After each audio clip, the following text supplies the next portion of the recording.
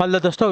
Good evening, नमस्कार। आप सभी का स्वागत है आप सभी के अपने यूट्यूब चैनल परीक्षा की शिक्षा में। उम्मीद करता हूँ, आशा करता हूँ आपसे जो स्वस्थ हैं, कुशल मंगल अपनी तैयारी जो अच्छे और बढ़िया तरीके से कर रहे हैं। तो जो भी क्लास में फर्स्ट टाइम आए हैं, पहली बार आए हैं, नए हैं, उन सबको बता दें कि हमारे से आपकी UP triple S C PT exam 2025 की जॉब की तैयारी साथ रेगुलर बेसिस पर जो डेली करवा, जिसे भी तैयारी पूरी करनी है, कंप्लीट करनी है, क्या करेंगे, चैनल को जो है सब्सक्राइब करके आप लोग हमारे साथ जुड़ जाएंगे। क्लास का समय देखिए, जीके जीएस की जो है सुबह 10 बजे, रीजनिंग और मैथ्स की जो है दोपहर को 3 बजे, हिंदी जनरल अवेयर्स की जो है शाम को 7 बजे आप सबको हमारे चैनल पर देखने को मिलते हैं। आप सबको इसी टाइम पर क्लास से जुड़ के अपनी तैयारी को पूरा और कंप्लीट करना है, ठीक है। नीचे डिस्क्रिप्शन आप सबको इंस्टाग्राम टेलीग्राम का लिंक मिलेगा, तो आप इंस्टाग्राम पे फॉलो करेंगे, टेलीग्राम चैनल को ज्वाइन करेंगे, ठीक है। टेलीग्राम चैनल पर डेली बेसिस पे क्लास का अपडेट, आपको एग्जाम का अपडेट जो है मिल जाएगा देखने को, ठीक। चलिए क्लास स्टार्ट करें बिना किसी देरी के। एक एक क्वेश्चन आपके एग्जाम के लिए बहुत ही इंपॉर्टेंट, ध्यान से एक एक क्वेश्चन को देखिएगा, समझिएगा, फिर उसका उत्तर देने की कोशिश कीजिएगा। चलिए पहला क्वेश्चन आपके सामने दिया गया, ध्यान से देख के बताने की कोशिश करेंगे, राइट आंसर का होगा, ठीक है। क्लास स्टार्ट करने से पहले सभी से रिक्वेस्ट है, जिसने अभी तक क्लास को लाइक नहीं किया लाइक करेंगे, शेयर नहीं किया शेयर करेंगे, जिसने मेरे चैनल को सब्सक्राइब नहीं किया सब्सक्राइब करेंगे। पहला क्वेश्चन आपके सामने दिया गया, देखिए, जंगली गधों का अभ्यारण्य कहाँ पर है, बताइए। जंगली गधों का अभ्यारण्य कहाँ पे है? एक तो मेरे घर में है, एक है गधा मेरे घर पे, ठीक है।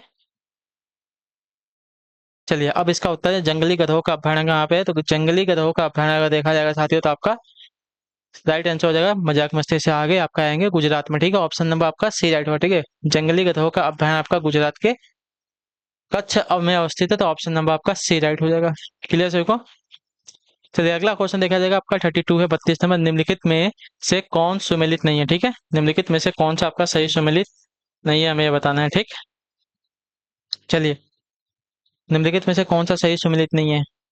तो को कोपेनहेगन डेनमार्क से आपका सही है। बर्लिन का जर्मनी आपका गलत है, ठीक है। बर्लिन जर्मनी की राजधानी नगर होने के साथ ही जर्मनी के राज्यों में से एक है, ठीक है। तो ये आपका अलग हो जाएगा। पेरिस जो है फ्रांस है, इसकी राजधानी है। ऑस्लो का आपका नॉर्वे है, ठीक है। क्लियर सभी को? तो आपका ये गलत हो जाएगा। ऑप्शन नंबर आपका बी राइट है, ठीक है। क्लियर है?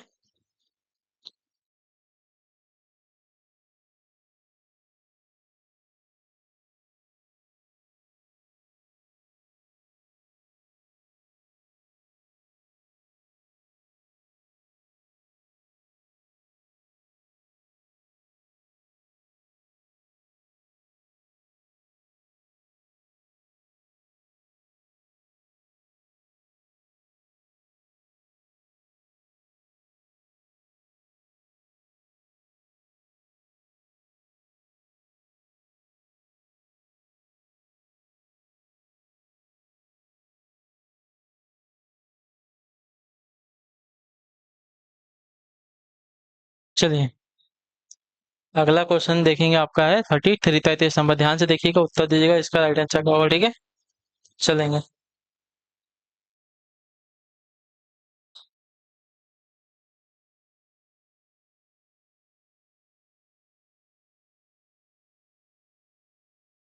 चलिए इसका आंसर दीजिए आप सभी लोग।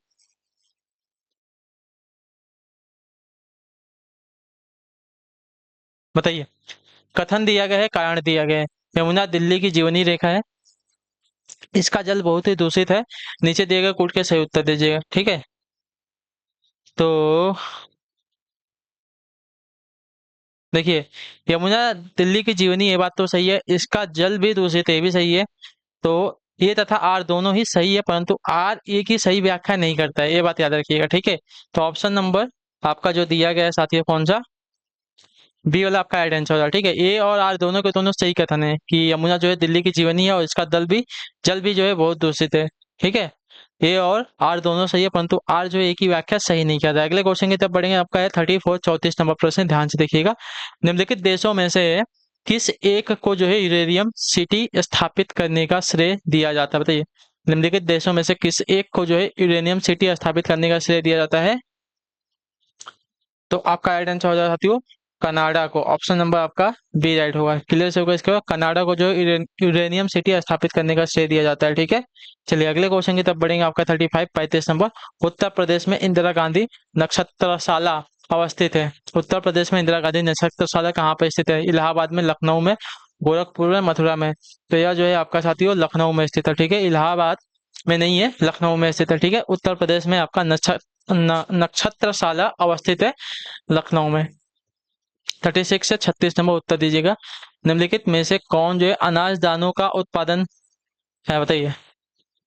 निम्नलिखित में से कौन जो है अनाज दानों का उत्पादन है? ओट मिल है, सेगो है, सोया फ्लोर है, या अरारोट है, क्या है? तो इसका राइट आंसर आती है ओट मिल, ऑप्शन नंबर आपका ए राइट होगा। क्लियर होगा इसके बारे में। अनाज दानों का उत्पादन आपका ओट मिल से होता है, तो ऑप्शन नंबर आपका ए जो दिया गया है राइट आंसर। अगले क्वेश्चन की तब बढ़ेंगे, आपका 37 है, उत्तर दीजिएगा राइट आंसर का। प्रथम भारतीय नारी जो एवरेस्ट शिखर पर चढ़ने में सफल हुई थी, उसका नाम क्या है? तो उनका नाम आपका है बछेंद्री पाल, ऑप्शन नंबर आपका ए राइट हो जाएगा, ठीक है। प्रथम भारतीय महिला जो एवरेस्ट शिखर पर चढ़ने में सफल हुई थी, उनका नाम था बछेंद्री पाल। क्लियर सभी को? चलिए, यह जो है 1953 में चढ़ी थी। उस समय इनकी जो उम्र थी मात्र 19 वर्ष की थी।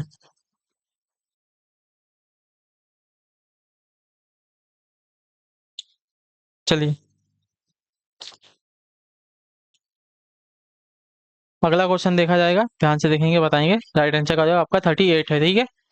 निम्न में से कौन सबसे अधिक ऊंचे स्थल पर है बसा है? गाटोला, काठमांडू, लहासा या थिम्फू? तो इसका राइट आंसर हो जाता है साथियों लहासा, ठीक है। ऑप्शन नंबर आपका सी राइट होगा। लहासा जो है तिब्बत सबसे अधिक ऊंचाई पर स्थित है, क्योंकि यह तिब्बत पठार पर स्थित है, जो विश्व में सबसे ऊंचा पठार है, जिसकी ऊंचाई आपकी 11,990 मीटर है, ठीक है। अगले क्वेश्चन की तरफ बढ़ेंगे। 39 है, 39 नंबर। हेलेंसिकी की राजधानी है किसकी, बताइए। हेलेंसिकी किसकी राजधानी है? तो हेलेंसिकी जो है आपकी फिनलैंड की राजधानी, ऑप्शन नंबर आपका बी राइट होगा। क्लियर होगा? हेलेंसिकी जो है फिनलैंड की राजधानी है, तो ऑप्शन नंबर आपका बी राइट है। अगले क्वेश्चन की तरफ बढ़ेंगे। 40 नंबर। जुरासिक पार्क है क्या, बताइए। जुरासिक पार्क आपका क्या है? तो जुरासिक पार्क आपका एक उच्च तकनीकी है, ठीक है। ऑप्शन नंबर आपका सी राइट होगा। जुरासिक पार्क एक उच्च तकनीकी फिल्म है, या स्टीवन स्पिलबर्ग द्वारा 1993 में निर्देशित विज्ञान फनासी रोमांचक फिल्म है, ठीक है। इतना याद रखिएगा इसके बारे में। अगला क्वेश्चन आपका 41 नंबर। निम्नलिखित में कौन सा संगठन जो है वैश्विक भूख सूचकांक जारी करता है, बताइए। निम्नलिखित में से कौन सा संगठन जो है वैश्विक भूख सूचकांक जारी करता है? तो इसका राइट आंसर हो जाता है अंतर्राष्ट्रीय खाद्य नीति अनुसंधान संस्थान, ठीक है। तो ऑप्शन नंबर आपका बी राइट हो जाएगा। देशों का अंतर्राष्ट्रीय खाद्य नीति अनुसंधान संस्थान द्वारा वैश्विक स्तर पर जो है भूख सूचकांक जो है जारी किया जाता है। अगले क्वेश्चन की तरफ बढ़ेंगे। 42 नंबर प्रश्न। भारत की पहली महिला मुख्य चुनाव आयुक्त कौन है? तो भारत की पहली मुख्य चुनाव क्या है? भारत की पहली महिला मुख्य चुनाव आयुक्त आपकी यहाँ पे हो जाएंगे साथियों वी एस रमा देवी, ठीक है। ऑप्शन नंबर आपका सी राइट होगा, ठीक है। वी एस रमा देवी भारत की प्रथम महिला मुख्य चुनाव आयुक्त बनी। इनका कार्यकाल 16 नवंबर 1990 से 11 दिसंबर 1990 तक था, ठीक है। चलिए, अगला कोई प्रश्न है आपका साथियों 43 है, 43 नंबर। भारत में पहले कवि के रूप में किसे श्राद्धेय माना जाता है, बताइए। भारत में पहले कवि के रूप में किसे श्राद्धेय माना जाता है? तो इसका राइट आंसर हो जाता है वाल्मीकि को, ऑप्शन नंबर आपका डी राइट होगा। क्लियर होगा? भारत के पहले कवि के रूप में जो है वाल्मीकि का नाम प्रसिद्ध है, ठीक है। क्लियर सभी को? चलिए, अगला प्रश्न देखा जाएगा आपका 44, 44 नंबर उत्तर दीजिएगा। निम्नलिखित में से किस संगठन ने सामान्य डेटा संरक्षण विनिमय का मसौदा तैयार किया था, बताइए। निम्नलिखित में से किस संगठन ने सामान्य डेटा संरक्षण विनिमय का मसौदा तैयार किया? तो इसका राइट आंसर हो जाती है यूरोपीय संघ ने, ठीक है। ऑप्शन नंबर आपका बी राइट होगा। क्लियर होगा? यूरोपीय संघ ने सामान्य डेटा संरक्षण विनिमय का मसौदा जो है तैयार किया था। अगला क्वेश्चन आपका साथियों 45, 45 नंबर। निम्नलिखित में से किस नदी को जो है राष्ट्रीय एकता दिवस के रूप में मनाया जाता है, बताइए। निम्नलिखित में से किस दिन को जो है राष्ट्रीय एकता दिवस के रूप में मनाया जाता है? तो राष्ट्रीय एकता दिवस के रूप में आपका मनाया जाता है साथियों, बताइए। राष्ट्रीय एकता दिवस के रूप में किससे मनाया जाता है? तो आपका राइट आंसर 31 अक्टूबर को, ऑप्शन नंबर आपका सी राइट होगा। क्लियर होगा इसके बारे में।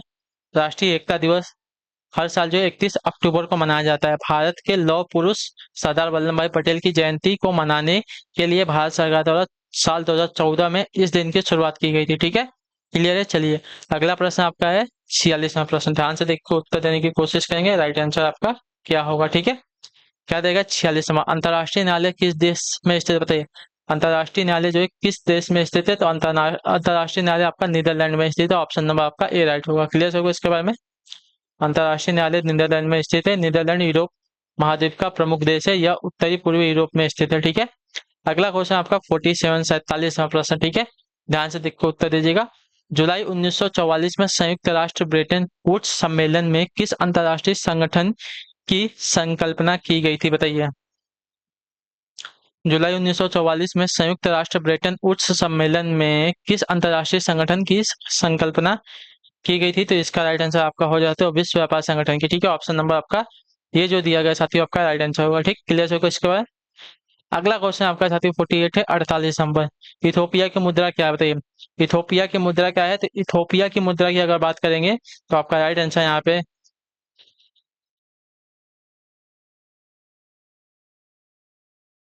एक मिनट। जुलाई 1944 में संयुक्त राष्ट्र ब्रेटन वुड्स सम्मेलन में किस अंतर्राष्ट्रीय संगठन की संकल्पना की गई थी? तो अंतर्राष्ट्रीय मुद्रा कोष की, इतने याद रखिएगा, ठीक है। ऑप्शन नंबर आपका डी राइट होगा। क्लियर से को 1944 जुलाई में संयुक्त राष्ट्र ब्रेटन वुड्स सम्मेलन में जो है अंतर्राष्ट्रीय मुद्रा कोष संगठन की संकल्पना की गई थी। चलिए अब इस पे आएंगे। इथोपिया की मुद्रा क्या है? तो इथोपिया की मुद्रा आपकी बिर्र है, बिर्र। ऑप्शन नंबर आपका डी राइट होगा, ठीक है। इथोपिया की मुद्रा आपकी बिर्र है। चलिए 49 नंबर, 49 नंबर। सूची एक में दिए गए स्मारकों के नाम के साथ सूची दो में दिए गए उन ऐतिहासिक हस्तियों के नाम का मेल करें जिन्होंने इनका निर्माण कराया था। तो देखिए, लाल किला का जो है राजाधिराज, अच्छा, राजाधिराज शाहजहां ने कराया था। वाह, बुक में कुछ भी छापते हैं, ठीक है। चलिए, चार मीनार का निर्माण जो है आपका मोहम्मद कुली कुतुब ने करवाया था, ठीक है। चलिए, और लाल बाग का निर्माण आपका सुल्तान हैदर अली ने कराया था, ठीक। तो मिलान आपका हो गया है। पहले का दूसरे के साथ, दूसरे का तीसरे के साथ, पहले का तीसरे का जो है पहले के साथ हुआ है, ठीक है। चलिए अगले क्वेश्चन की तरफ बढ़ा जाएगा, ध्यान से देखिएगा।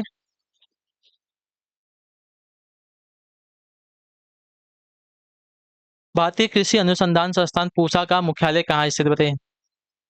भारतीय कृषि अनुसंधान संस्थान पूसा का जो मुख्यालय कहाँ पर स्थित है?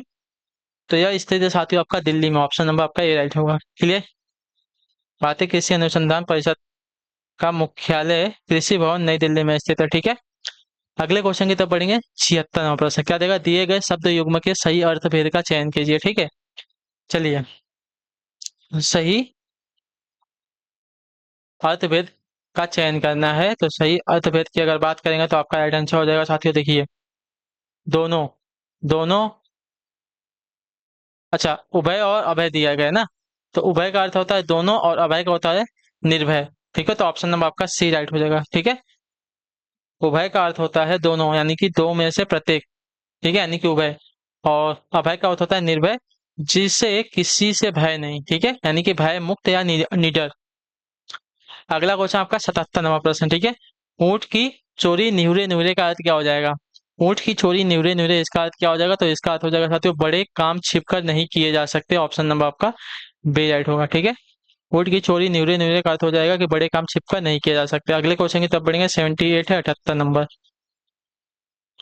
निम्न में से वर्तनी की दृष्टि से अशुद्ध शब्द, ठीक है। निम्न में से वर्तनी की दृष्टि से अशुद्ध शब्द कौन सा हो जाएगा? तो अशुद्ध शब्द की अगर बात करेंगे तो आपका यहाँ पे हो जाएगा, अशुद्ध शब्द की बात कर रहे थे, आपका राइट आंसर हो जाएगा साथियों ऐतिहासिक नहीं होता, ऐतिहासिक होता है, ठीक है। ये बात याद रखिएगा, ऐतिहासिक होता है। ऐतिहासिक आपका गलत हो जाएगा, ठीक है। चलिए अगला क्वेश्चन आपका साथियों 79 है। वाक्य को पढ़कर उस खंड का चयन करें जो व्याकरण अथवा शब्द ज्ञान के नियमों के अनुसार त्रुटिपूर्ण हो। यदि सभी खंड त्रुटि रहित हो तो कोई त्रुटि नहीं को उत्तर के रूप में चिन्हित करें, ठीक है। चलिए, प्रत्येक देशवासी को भिन्नता विभिन्नता से, ठीक है, प्रत्येक देशवासी को विभिन्नता से एकीकरण करने की शक्ति को उजागर करने वाले तत्वों की पहचान करनी चाहिए। तो यहाँ पे जो दिया गया है उजागर करने वाले, तो यहाँ पे उजागर शब्द जो दिया गया है सत्य के लिए प्रयुक्त किया जाता है, ठीक है। सत्य के लिए जो उजागर शब्द का प्रयोग किया जाता है। यहाँ विशेषता जो है विशेष यानी कि विभिन्नता में एकीकरण को दर्शाने के लिए प्रकट शब्द का प्रयोग वाक्य में त्रुटि रहित कर देगा। ठीक है, तो आपका यहाँ पे जो दिया गया उजागर आपका इस वाले भाग में त्रुटि हो जाएगी। ठीक है, तो यहाँ शब्द चयन या शब्द ज्ञान की संबंधी आपकी त्रुटि है। अगला क्वेश्चन आपका है 80 नंबर क्वेश्चन, आखिरी क्वेश्चन। सूरदास ने किस भाषा में सूर सागर की रचना की है? तो इसका राइट आंसर हो जाती हो ब्रज भाषा में। ऑप्शन नंबर आपका बी राइट होगा। क्लियर सर कुछ है, सूरदास ने ब्रज भाषा में सूर सागर की रचना की थी, तो ऑप्शन नंबर आपका बी राइट है। इसी के साथ जो आपकी क्लास है आज की यहीं पे पूरी होती है कंप्यूटर। तो उम्मीद करता हूं आपको क्लास जो अच्छी लगी, पसंद है तो अपना फीडबैक जो है क्लास का नीचे कमेंट में दीजिएगा। क्लास अच्छी है, क्लास को लाइक करेंगे, चैनल पहले चैनल को सब्सक्राइब करके जाएंगे। हम आपसे मिलते हैं आपकी नेक्स्ट क्लास में, तब तक के लिए टाटा बाय बाय, जय हिंद जय भारत। आपसे क्लास से जुड़ने के लिए बहुत बहुत ही धन्यवाद साथियों।